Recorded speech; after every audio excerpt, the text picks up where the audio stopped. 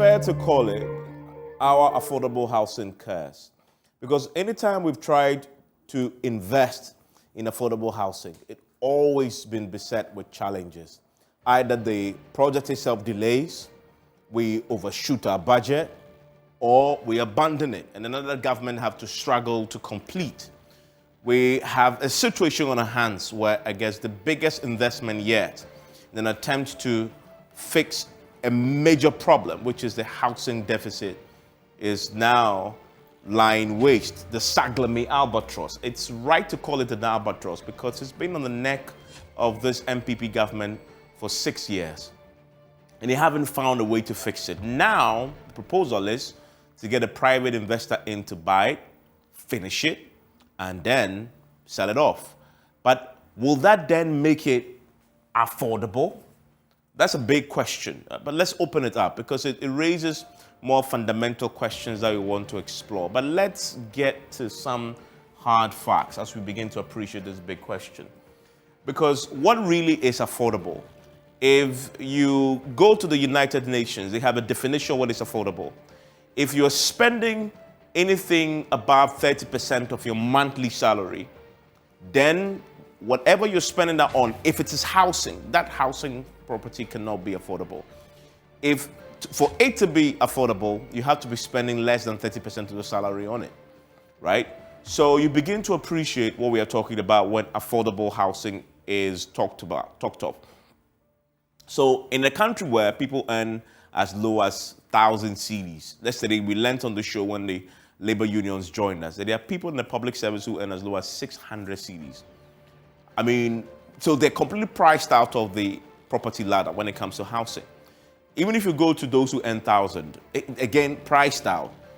So if you're talking about less than 30%, a lot of people are priced out already. So achieving affordable housing alone is a challenge. And then you throw in all the complications that come with simply a simple case of mismanagement on the part of sometimes the officials in charge of seeing the project through. Then it becomes even more complicated. And this SAGLEMI housing project, we'll come to that. Remember what I just said, about 30% of your salary. That's how we are measuring what is affordable and what is not. But if you open up the whole conversation about affordable housing, let's go back to affordable houses in Asokore Bampon. This is 2006 that the former President Kufuor started. It's now been completed and handed over to SNIT in 2015. The NDC administration says, well, President Kufuor started it, didn't finish, we found money, we finished it, and people are living in now, right? So that's one. Again, so that faced challenges. When former President Kufuor started, he didn't finish it. And then he went on and also did the BONE, Affordable Housing Project. In 2011 is when, of course, you saw the NDC administration also coming in. And like my question, I don't know what has happened to what the state of that is. We'll get some clarity because I have people who know that. And then, of course, the big SAGLEMI Affordable Housing Project is the one that is in question currently. We don't know the status of that. The status of that currently is that it's abandoned. Government has resolved that a private sector player will now oversee completion and then sale. There is a huge protest from the minority side about this. Now, let's track the SAGLEMI project, if you may. Parliamentary approval in October 2012, and then a loan agreement was reached. Government, and the Credit Suisse International, we wanted 200 million. We got 200 million to finish 5,000 housing units. And it was going to be constructed by OAS Limited. So 5,000 would have done just a drop in the mighty ocean when it comes to our housing deficit, but it is a small step towards fixing the problem. So those are the facts about the project. Now, the loan agreement period, and this is the part for me that is alarming. We haven't even spoken about it. The houses, as far as the SAGLEMI is concerned, we took a loan for 200 million. We should be servicing that loan by now. We haven't sold the unit. It's not finished. So you can imagine the waste involved here. You've taken a loan, which you had the grace period of 2 years. So the SAGLEMI was supposed to have been completed maximum 2016. It hasn't been completed, right? The loan, as I said, was the construction, I understand, started in 2013. So 2 years 2016 maximum, done, handover, people buy, and then you begin to service the loan. At least government, of course, will have to chip in. But it hasn't happened. But we are servicing the loan because the loan repayment period is 5 years. We've probably been finished paying the loan by now.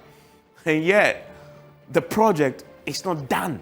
It's sitting there, wasting away. Maturity was 7 years. Interest rate was supposed to be 12.5%. If you look at the projected debt service, we're talking about 249.6 million. This is all according to the Parliament's own Hansard, if you read the document. And then you look at the investment. If they were going to sell it, they're going to sell it according to the parliamentary documents that we used to do this when it came before the House. So a unit was supposed to be sold for $50,200.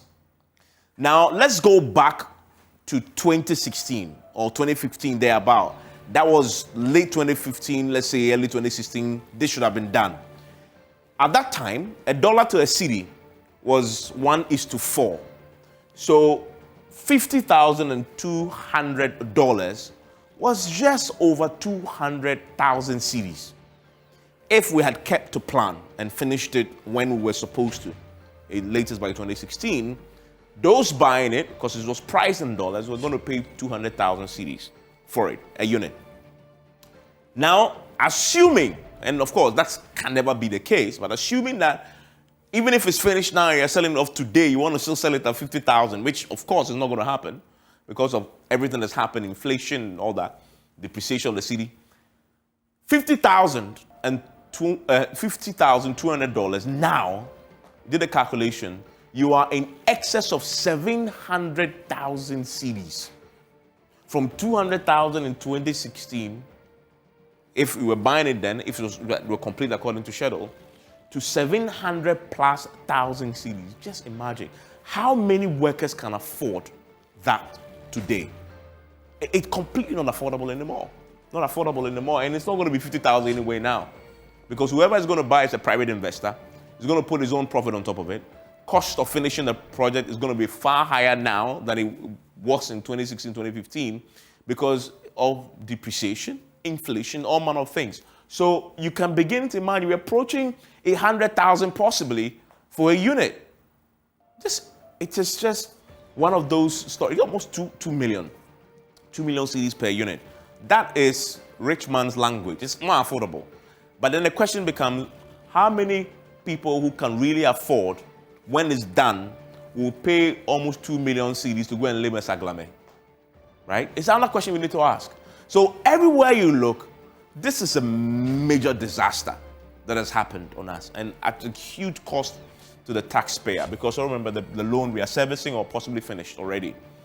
Now, so the government said somebody had caused financial loss to the state. So they are prosecuting people, accuse them of intentionally misapplying the 200 million because the house is incomplete, and yet we've paid people for it. So the former minister, Collins Dowda, and others are in court now being prosecuted by this government. A reason why the project has stalled for so long, because the government thought they needed to do something about what they believe to be corruption. The project payments have been made to the contractors when the project had not been delivered, right? Monies, accounting became an issue. 179 million had been paid when already government had alleged that, an estimated 196 million had to be spent on SAGLEMI affordable housing project. The contractor had already been paid so much, almost all of the 200 million, and here we are. The thing is still not complete, and so they are prosecuting people for it, right? So we'll talk about this, and it's such an important matter to examine when you begin to look at what it means for the people who live there, the people who are desperate to get affordable housing. And this, by the way, is a Google image of where we are talking about in SAGLEMI, right? It is one of those areas that when you drive along the road, you see very beautiful stuff. This Google image gives you a sense of this. Okay, I just want to expand it.